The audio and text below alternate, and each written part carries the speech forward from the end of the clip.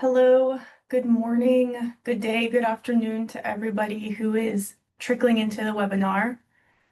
Um, I am just going to leave, I'm just going to wait a couple of minutes for everyone to join and then we will get started. And please feel free to introduce yourself in the chat. Let us know where you're coming from, where you're working, what kind of sector.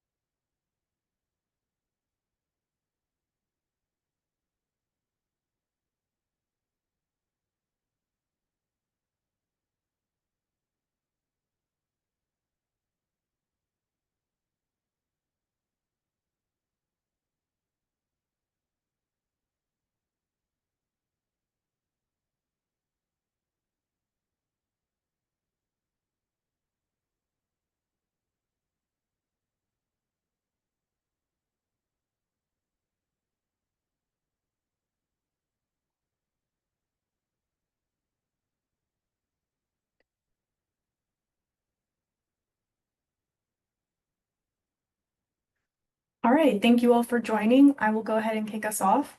Welcome to the third and final webinar of the Atrocity Prevention Labs webinar series. Today's topic is innovating at the intersection of technology and people.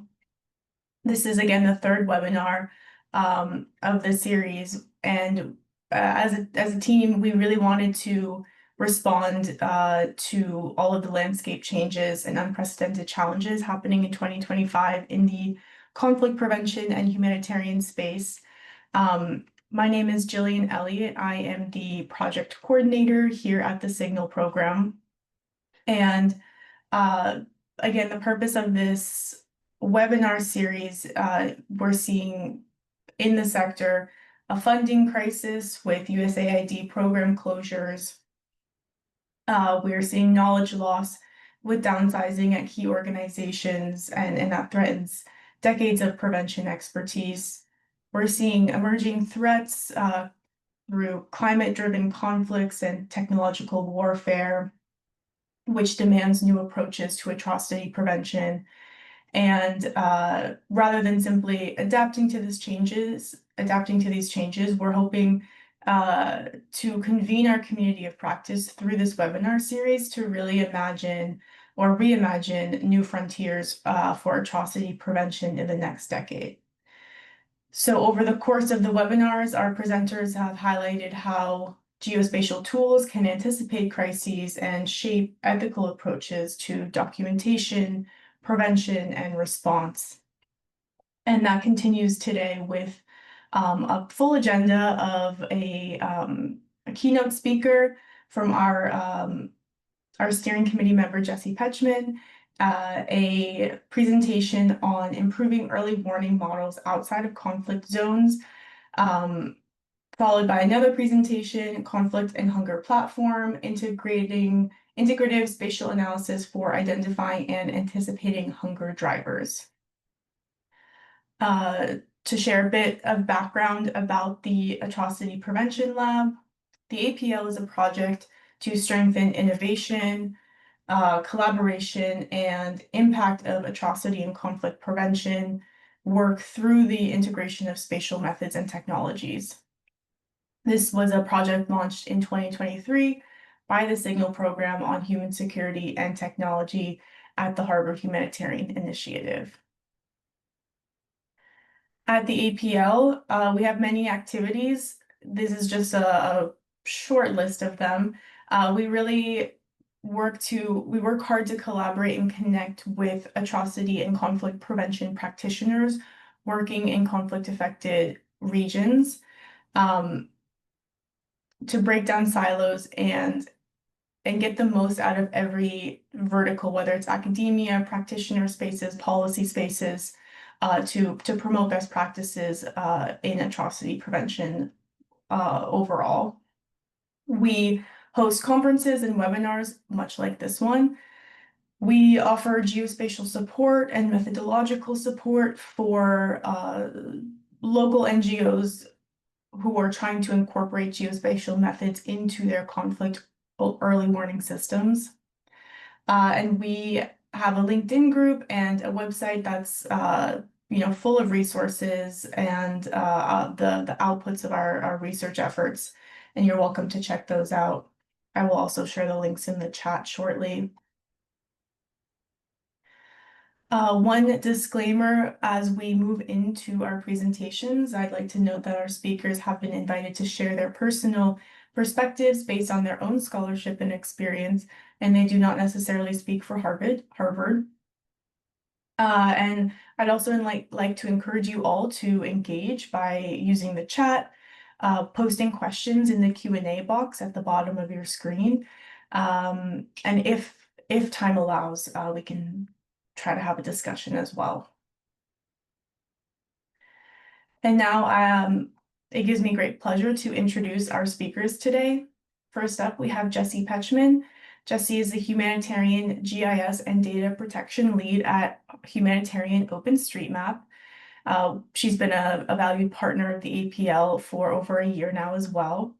And she also is the co-chair of the Information Management Working Group for GIS. We also have Dr. Rudabeh Kishi with us today. She is an affiliate faculty at the University of Denver's C Center for International Security and Diplomacy and founder and director of Crisis Lens. And finally, we will have Julian Jacob, who is a food security expert for Action Against Hunger in Spain. So without further ado, I will hand it over to Jessie.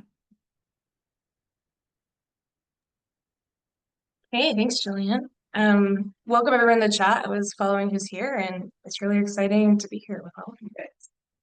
Let's see. Okay. Everyone can see my screen in presentation mode. That's okay. Thanks, Yep. everyone. So yeah, so I'm kicking off at the intersection of people and technology, and looking at data gaps and how we make better decisions and why people matter. As Julian said, Jessie Petchman. I'm based in Salt Lake City, Utah, and I work for a humanitarian OpenStreetMap team. So we're going to start out with just one question that some of you might have already had, or some of your colleagues, tracking conflict impacts in war zones.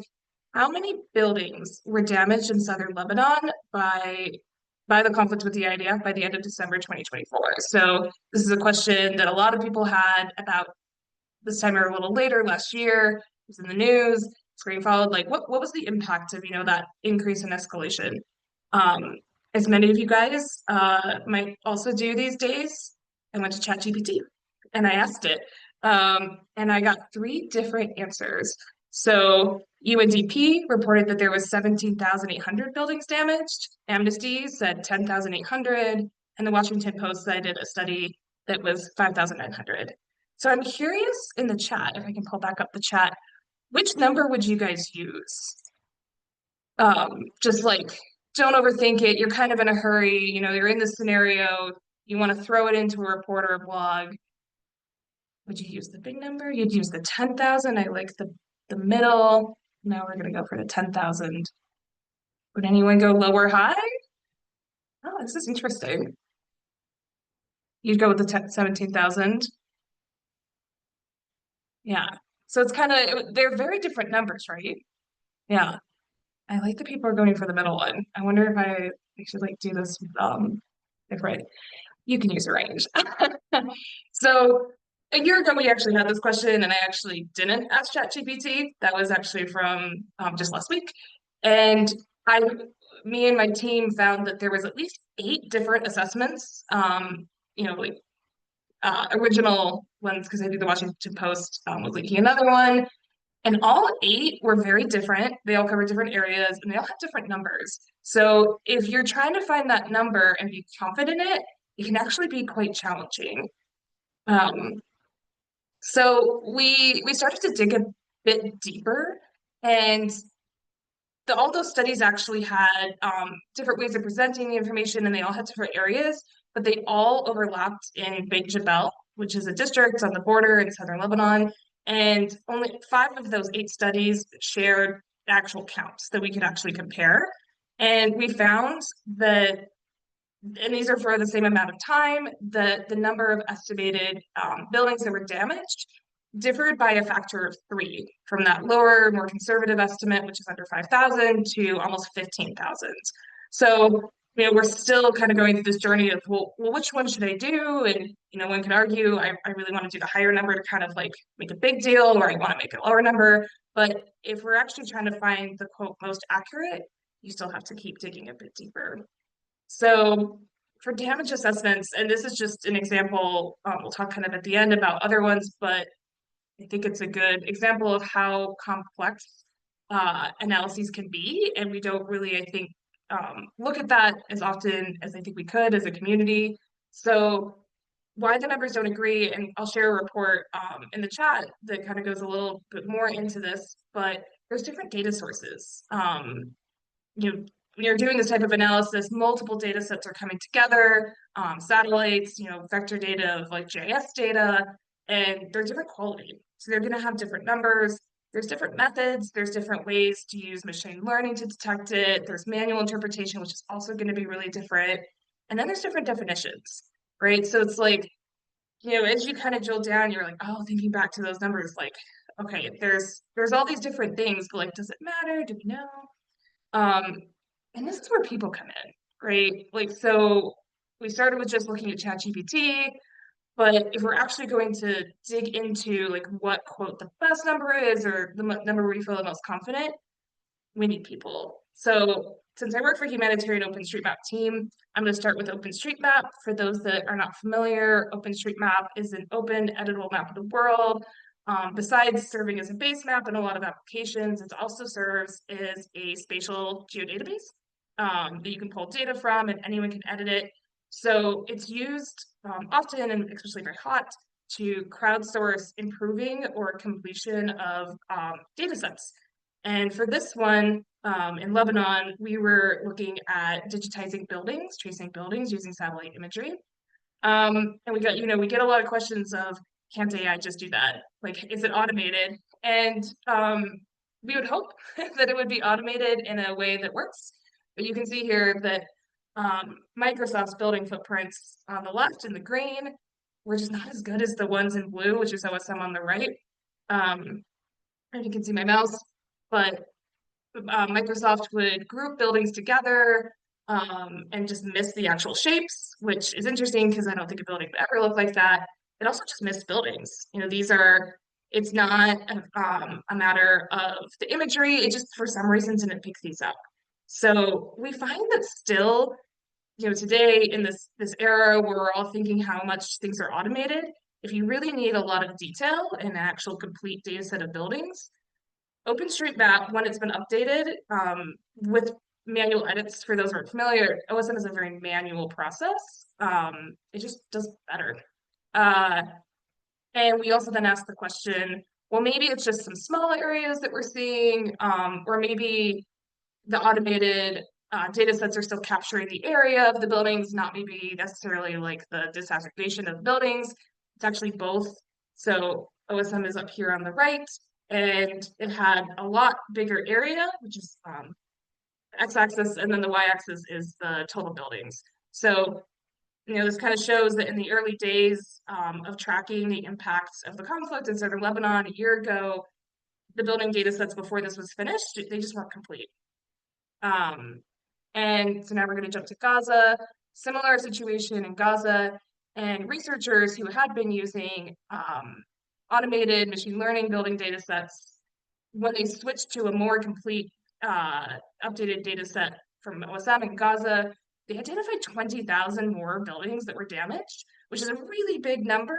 But they actually then really interestingly found that the proportion of buildings was about the same. So that kind of shows that there was buildings added from like missed and automated in the areas that were damaged and not damaged. So it's like, okay, so the if you're using a proportion, that's kind of okay. That level of detail, didn't matter. When you actually need to know a little bit more about where the buildings are that are damaged and not damaged, like, that's kind of when like people come in actually looking at it like with their eyes and seeing, um, making sure that it's more accurate for things like early recovery planning and aid delivery. You need that detail. Okay, so we're gonna go back to this.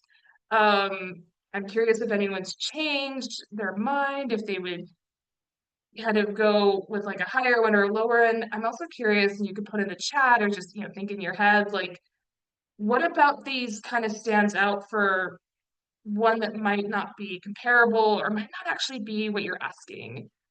One thing that I realized is the bottom one doesn't say where, right? So it's like, I'm in a hurry. Like I don't have time. I actually don't even have a subscription to the Washington Post, so you can't read the article, even though ChatGPT can. Um, and Amnesty International is also kind of vague, right? It says border towns. So when you're citing numbers, it's important, right, to kind of get that detail. But there's also other detail of, what's their context? What's the context of the area? Is this assessment actually correct? Or does it work? And that's where people come to interpretations. We first talked about one example of the data with OpenStreetMap, but I think that type of thing can apply to a lot of just kind of having people in the loop to create data. But you also need people in the loop to interpret the data. Like technology can only go so far. Assessments can have different definitions, physical viewpoints. So this is a picture of a building where the first story collapsed in Myanmar earlier this year. And if you're looking at it, you can imagine from above, the roof is just only so slightly tilted and you might not be able to see it, right? So it's like you kind of have to know if you're looking using aerial imagery that you might miss something that's on the side because this is still, I mean, that building's destroyed, right? Um, Geographic areas, like I was saying, looking at those numbers in the last slide, that it's not always apples to apples, and I think it's really easy to miss sometimes when you're not actually comparing that. So you have to really make sure that you're looking at the right question, the right area, and then context. So spending a little bit more time in Myanmar after the earthquake, these are three very basic heat maps looking at Unisat. OpenStreetMap actually did crowdsourced damage data, and then Microsoft. So these are three very different ways to identify damage after the earthquake. And we worked with a team from Myanmar to actually review these data sets and to come up, kind of like what are their responses. It was a very manual process. There was a couple workshops on this.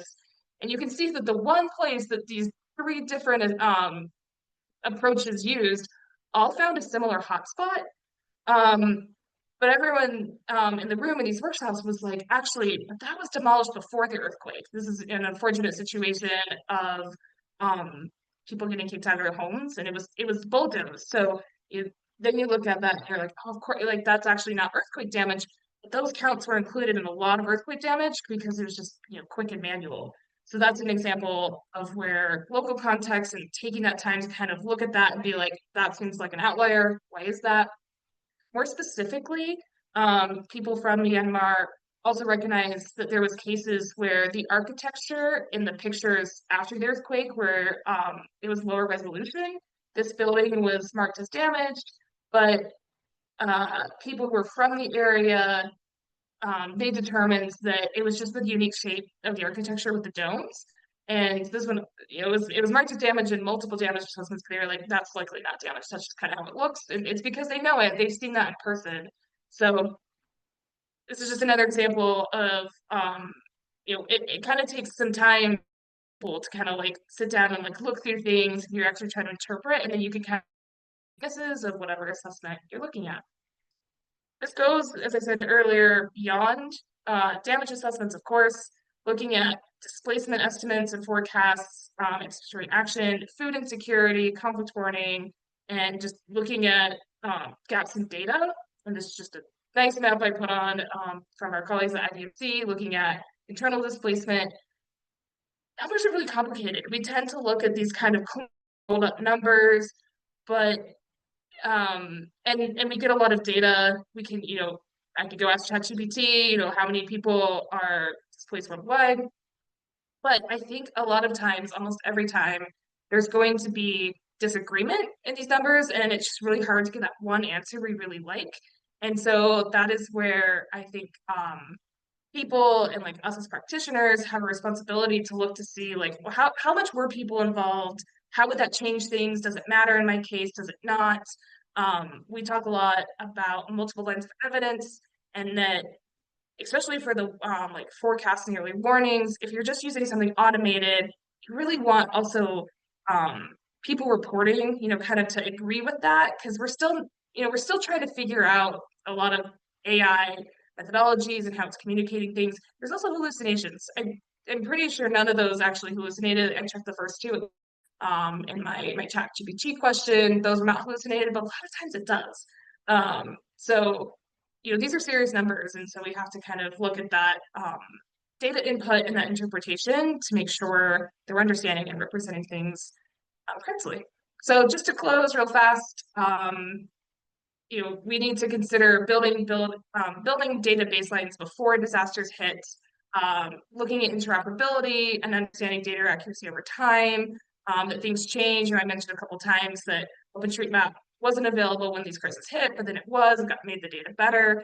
So kind of just like, my closing is we need to use technology responsibly, and I really think that just comes by digging into this and in creating more humans in the loop. So thank you. And yeah, let me know if you guys have any questions in the chat.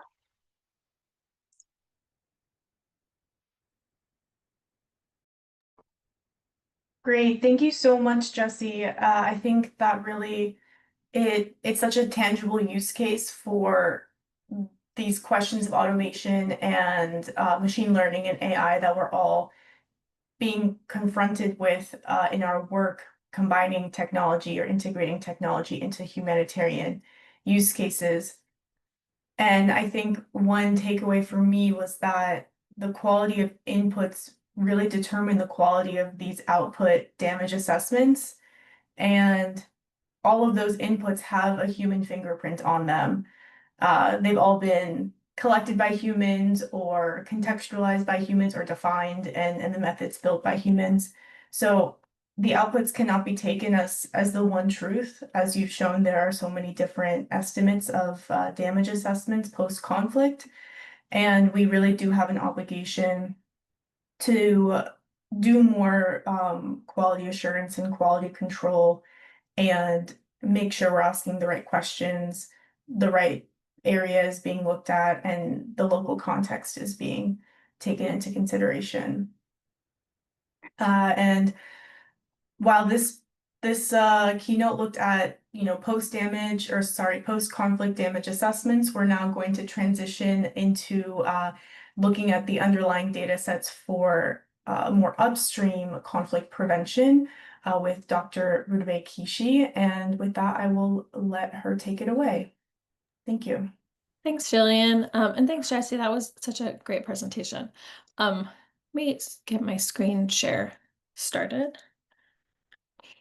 You all able to see that? Hopefully. Yes. Okay, great. So hi, I'm Rudabeh Kishi. I'm an affiliate faculty at the University of Denver C Center for International Security and Diplomacy, and there I lead the Recognizing Emerging Needs for Early Warning, or RENEW project. So RENEW is first and foremost focusing on identifying the emerging data needs that can improve conflict early warning models. So from uncovering novel data sources to developing indicators that better capture local realities. And my interest in building and scaling data collection efforts, especially to inform early warning work, really stem from my years as ACLED's inaugural research director. There I led their data collection and their global expansion, as well as helping to build their first early warning tools.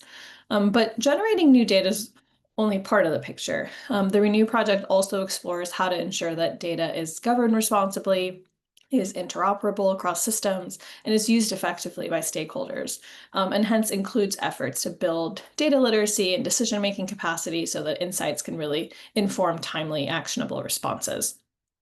During my time at ACLED, I also led their local partnerships, and that included developing systems to integrate data from local organizations around the world into the ACLED database. And that work not only highlighted that local actors often hold some of the most unique and valuable information. Local communities are often the first to detect early signs of breakdown, like shifts in rhetoric, spreading rumors, small changes in daily interactions, etc. But it also really underlined the importance of data interoperability and establishing standards around definitions and taxonomies. And further, a lot of my past work has really underlined for me how data is only meaningful if it's accessible. During my time at ACLED, I also led their capacity building trainings for various stakeholders around the world, including for governments, INGOs, multilaterals.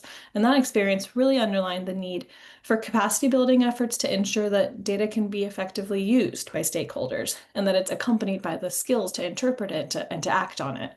And so, in short, through Renew, we're building on these various experiences to understand where gaps remain in data, in governance, and literacy, so we can design early warning systems that are both technically robust and practically useful.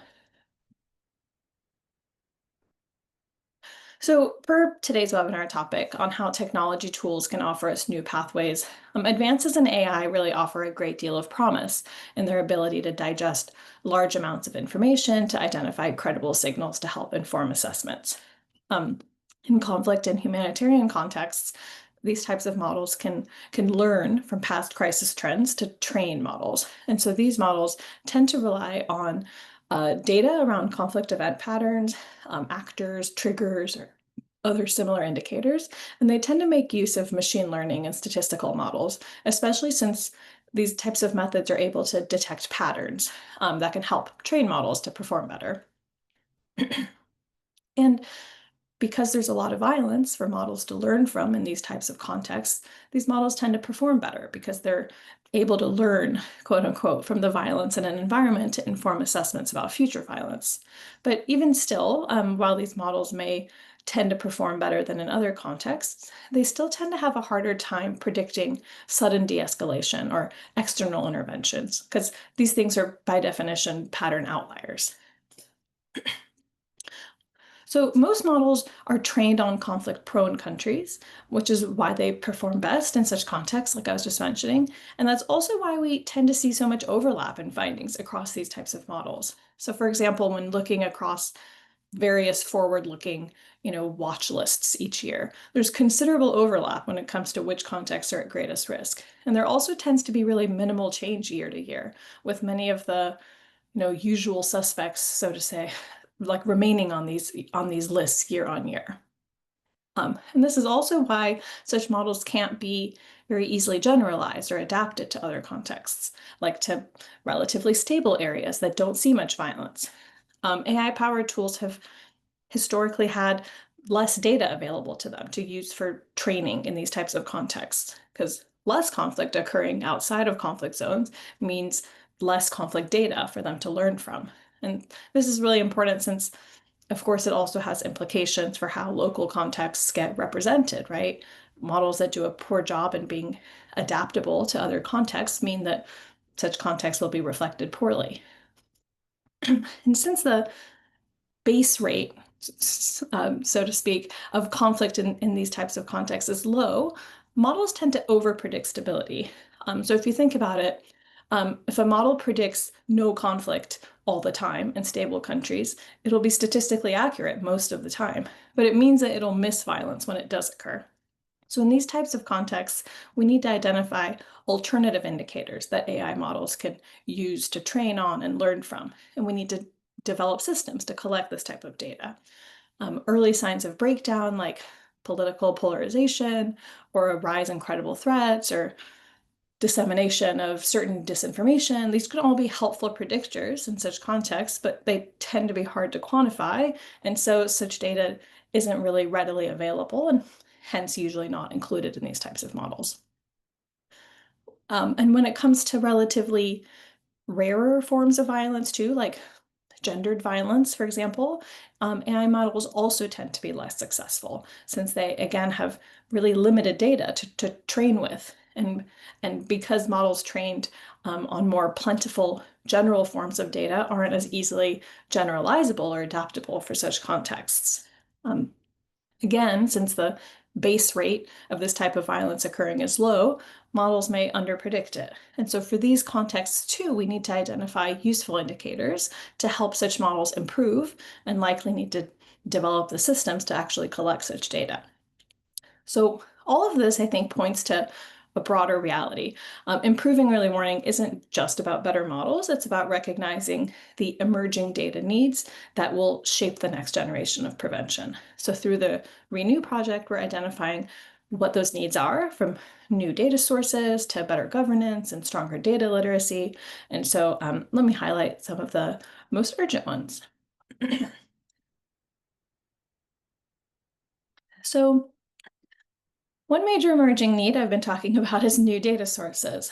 By understanding where current models fall short, we can begin to identify the types of data that could meaningfully transform conflict and crisis early warning. So this includes both innovative ways of using data that already exists, and also new indicators for which little or no data is yet being collected. So first, we need to look creatively at data sets that are already available, especially at a time when the humanitarian ecosystem is experiencing funding cuts and the loss of long-standing data collection initiatives. There's really enormous potential in repurposing or integrating existing data sources like satellite imagery to track troop movements or displacement, nighttime lights as like a proxy for economic activity or instability, or cell phone activity data to detect shifts in mobility or communication patterns, to name just a few. And for those of you who joined earlier webinars in the series, I know we touched on some of these issues then. Second, we need to identify indicators that aren't currently captured, but are likely to be highly predictive, and then develop systems to collect them. So this could include things like media data to detect emerging tensions through topic modeling or sentiment shifts or narrative changes, or crowdsourced or participatory reporting from communities on the ground, particularly in low press freedom environments, or localized inputs from civil society groups and small news outlets that offer really crucial context but rarely appear in standard data sets. So as an example, through some of my current research supported by the Guggenheim Foundation, I'm exploring some of these avenues, including how online false narratives translate into offline mobilization and violence, and what readily available data, even in democracies outside of conflict zones, might help detect rising risks like mobility patterns or signals from local community communications. But there are many additional directions, I think, to explore, so I'm really eager to hear what others think we should be pulling on. And of course, expanding into new forms of data collection also raises important ethical, political, and safety considerations. Privacy risks, potential misuse of information, and politicization of model outputs really mean that we need to have safeguards built as intentionally as we build new indicators. So all that said, new data is only useful if we can manage and integrate it effectively. And so that brings me to the second emerging need, which is around data governance standards and interoperability. Right now, the early warning ecosystem is highly fragmented. Governments, NGOs, researchers, and local partners all collect different types of data in different formats, using different definitions. And so this makes it a lot harder to combine data sets, compare trends, or really to build models that work reliably across contexts. Developing shared standards and taxonomies for political events, actors, forms of violence, or even online narratives would really go a long way toward improving consistency and really making data sets compatible. Interoperability also helps reduce duplication, something that's especially important, especially as resources are shrinking within our ecosystem, and allows for really smoother integration of local and community generated data so that these insights also don't remain siloed. Strong governance frameworks are just as important too, especially as we incorporate sensitive or community level information. We really need to have clarity on issues like data ownership, consent, privacy, permissions, and this really ensures that new data is used responsibly and supports the very communities that we're aiming to protect. Ultimately, building an early warning system that's more than the sum of its parts really requires investing in sustainable open architectures. So systems that are designed to talk to one another, to adapt over time, and to support both technological innovation and locally grounded knowledge. But all that said, even with stronger governance and interoperable systems, early warning won't improve unless people can actually use the outputs. And that leads me to the third emerging need, which is one we don't always talk about directly, and that's data literacy and public sector capacity. Even the most advanced early warning models won't have an impact if the people who receive the outputs don't feel confident interpreting or using them. Decision makers and staff who are not part of data or analysis teams really increasingly rely on dashboards, visualizations, and model-driven reports. But to use these tools effectively, we need to have sustained investments in data literacy so that people understand the basics of data interpretation, uncertainty, and limitations. And this is also how we build trust around data, which is really essential for early action. But training alone isn't really enough. I think that we also need to rethink how data professionals are positioned. If data scientists are just siloed into standalone data teams, their work become really disconnected from real operational needs. And if they're the only ones in the room with any technical knowledge, they often end up having to simplify their work rather than contribute the advanced analysis that they were trained and frankly hired to do. So instead, data professionals should really be embedded within program policy field teams, really paired with colleagues who have enough data literacy to be able to collaborate with them meaningfully. And this is what allows model outputs to be integrated into daily decision making rather than just remaining an occasional reference point. AI and advanced modeling, really offer enormous promise for conflict prevention, but they'll only be useful if the public sector has the capacity and the comfort really to be able to integrate these tools into real workflows. So to wrap up, transforming early warning into effective early action requires more than just better models. It requires innovative data, strong governance, and the people and skills to really use them. So by addressing these emerging needs, my hope is that we can make early warning systems more responsive, more equitable, and more impactful. Thanks so much. I'm looking forward to the Q&A. Wonderful. Thank you, Dr. Kishi, for really laying out a roadmap for improving conflict early warning, both at a high level of global early warning systems and at a local level of those more community-based early warning systems, advocating for interoperability, capacity building, and better governance and frameworks. I think there's something for everybody in this webinar to take away from that presentation based on their own individual work. So I just am processing, but it's all very, very informative. And one thing that I would love to also have some of the audience members maybe post in the chat was your question on being imaginative about new indicators that we should incorporate into early warning systems. If there's anyone who has ideas, I would love to see them in the chat about types of signals that could be systematized into indicators that should go into early warning systems as we move into this sort of new landscape of conflict and atrocity early warning. Please feel free to post that in the chat. And with that, we will transition into our last presentation of the day, and we'll learn about another system and a bit of a different subject matter, looking at the integration of technology for a conflict and hunger prevention platform. So, Mr. Jacob, you can take it away. Thank you. Let me share my screen.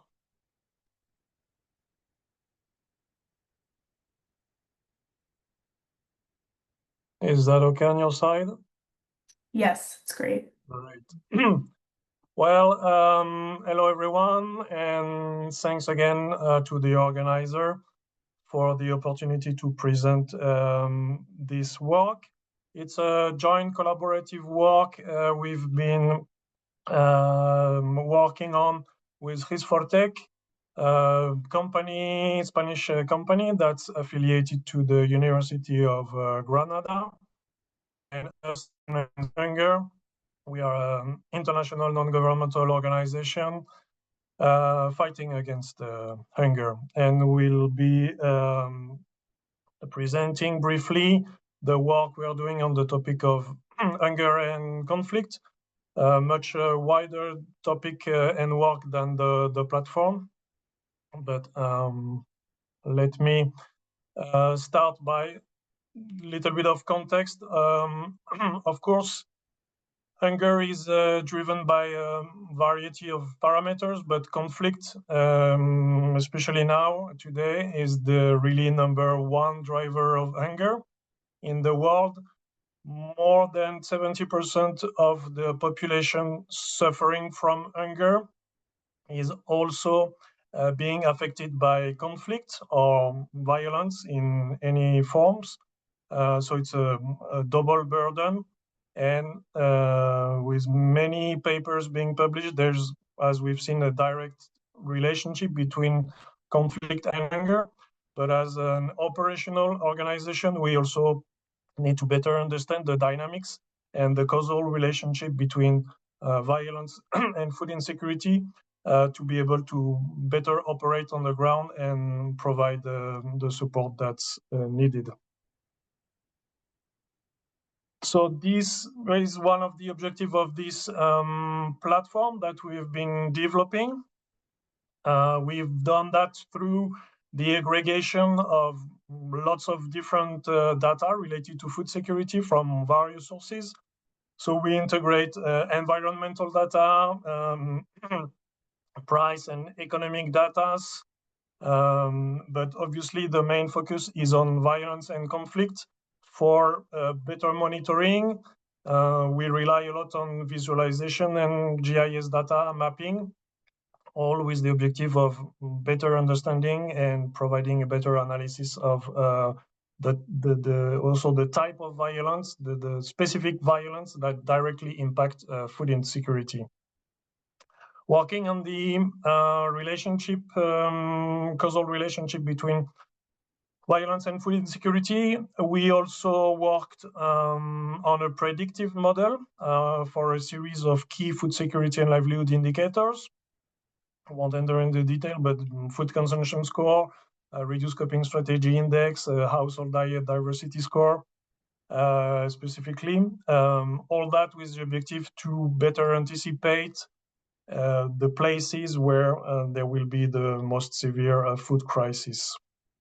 Ultimately, really the objective is to help the reporting, the positioning, lots of advocacy also going on, public and private advocacy, for a better accountability towards the United Nations Security Resolution 2417. That's prohibiting the use of hunger as a weapon of war. It's been passed in 2018, and it's, as you are aware, more relevant than ever. For the moment, the platform covers 5 countries, one of the most affected by violence in the world. Starting with Colombia, on the Sahel, we focus on Mali, Niger. In Africa also, the DRC, Democratic Republic of the Congo, and also the occupied Palestinian territories. So we'll briefly present a few screenshot of the platform and just finish with the model. A very global overview of the situation when we deal with conflict and hunger. So this is the example for Mali, where on the right-hand side, we have the intensity of conflict in the country. So here again, we have all possibilities of navigating the time and zooming in the areas most affected by conflict. Relying on data from ACLED and INSO with their own categorization of the violent events. And on the right-hand side, we have the data coming from IPC color harmonize, in this case for Mali, where IPC has a 5 phases classification, where 3 and higher are the more affected by food insecurity. So in some country and some period of time, there is a clear and direct overlap between these two kind of maps, let's say. In some cases, it's not so obvious and direct. So that's part of the objective to better be able to interpret and analyze this kind of data and relationship, as I mentioned earlier. The few challenges we faced while relying on secondary open source data, such as ACLED or INSO, is that they are sometimes not really exactly fit for purpose for our objective. The causal relationship between violence and food insecurity. We developed our own methodology, the MEFIC methodology, the monitoring and evaluation of food insecurity in conflict, where we developed our proposed categorization of violent events, such as crop destruction, crop looting, slaughter of or theft of livestock, obstruction to supply chain, ultimately really focusing on the violence that has a direct impact on people's food insecurity. So there's a lot of work that we've been doing of restructuring and trying to fit the data that we have available to this newer set of categorization. As I said, also to be able to better explain the relation in these events and the impact they can have on either the food availability for people, their food access, or their food utilization. To complement the data that we have from the usual suspect, ACLED, INSO, to name them, we also relied on news scrapping from media. We wanted to also integrate X Twitter, but was not possible, still not really difficult at the time, where again, we have the data coming from these sources in Colombia on the left-hand side. And then through machine learning and news scrapping, we were able to extract data from news article published in Colombia. And then again, being able to really align them with the categorization that we are working on. So in this concrete example for Colombia, it's the destruction of food warehouses and markets that I selected and that you can see on the screen. But there's of course all the different categorizations, such as access to financial services or murders to food producer or theft of livestock. And this is really key in being able to provide localized, updated, and also really relevant information, relevant data for the people. What we can say is that the published news is also a first filter of really events or news or events that are really relevant to the people, that affect them in their daily and personal life. And this is, we felt, a good way of complementing other available information. Of course, when we deal with conflict areas, one of the biggest challenges is obviously, as you know, access in this hard-to-reach area. That's why we also rely a lot on remote sensing, either for food production, biomass production, or deviation. And in this case, also we integrated nighttime lights as a proxy, has been mentioned, for economic activity, for livelihood dynamic, A paradigmatic example is the case of Gaza, where, of course, we've seen a dramatic deviation in the last 2 years from the reference baseline. This is the big drop that you can see on the bottom right corner. And again, we try to link intensity of violence with these nighttime lights. It can also provide some sense of information or regarding population displacement, such as the one we have seen in DRC, for example. And also the mapping provides the different assets related to economy that have been targeted. For example, in this case, all the different banks or ATMs or bureau change in the Gaza Strip that have been affected by violence. So this is an additional layer of information that is helping us in analyzing the situation. And finally, and very briefly, we have a dedicated paper related to that, but we need to be able to operate on the ground,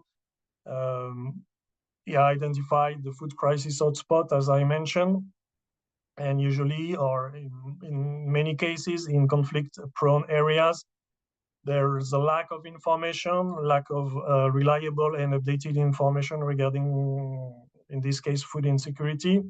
So we've been training a model to be able to fill the gap on a series of key food insecurity parameters.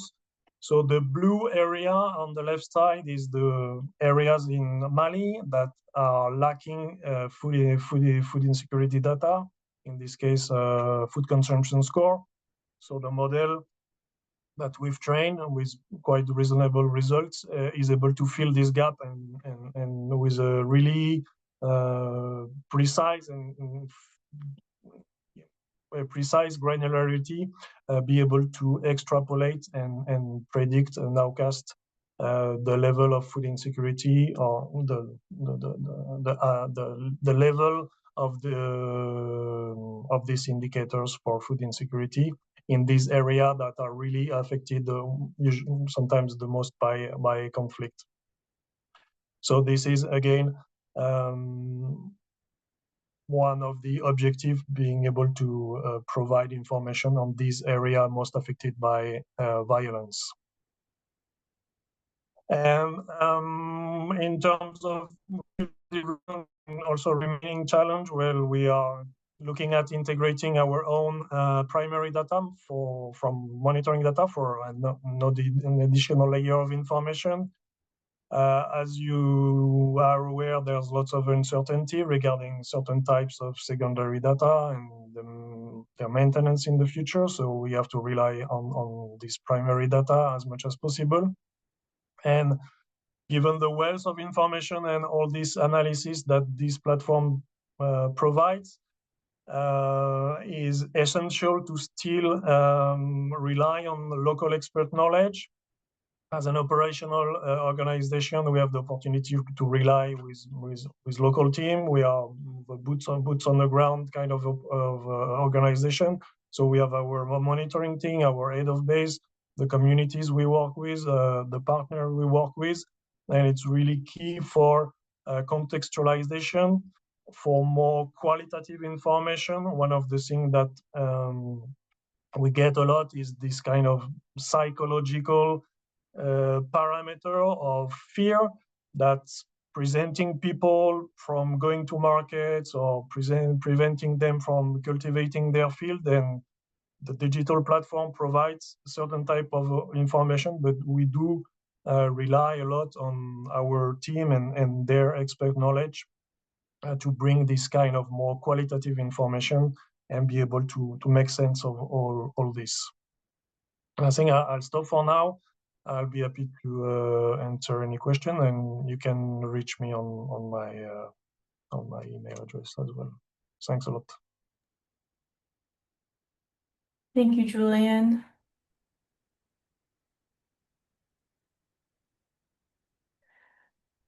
In our last 5 minutes of the session today, I'll just, reflect a little bit and leave us with some final thoughts.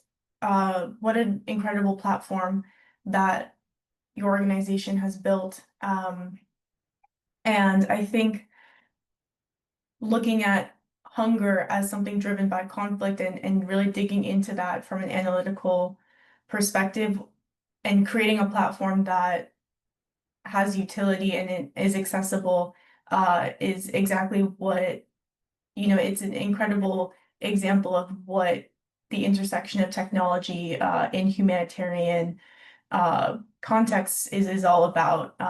So I think we can all learn from that. And it's definitely a tall task to look at, to build an analytical platform that looks at multiple variables in very, difficult to access perhaps, or complex and fragile contexts. But it's so needed in this field. And I think one thing that we've really learned today is that all of these outputs that we achieve by incorporating data into models with local knowledge and the tools available to us and the outputs that we get, they're all tools that then we can use as one piece of the puzzle to respond to the worst crises that are happening. And I think a takeaway for me is really, while there's so much to be done, especially exemplified by Dr. Kishi's presentation on emerging needs, really don't let perfection be the enemy of the good when it comes to trying to build tools and models that can be informative for these contexts.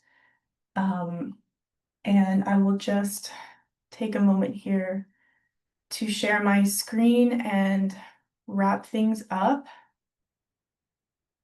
And again, I've also shared some links in the chat that were shared by Julian to get in touch about the platform or some of the methodology or food insecurity reports that were part of this project. So please feel free to check those out. This webinar has been a journey indeed, this webinar series, I should say. We began with a more policy-oriented framework or perspective, looking at the funding gaps, the legal frameworks that need to accompany conflict and conflict prevention, atrocity prevention.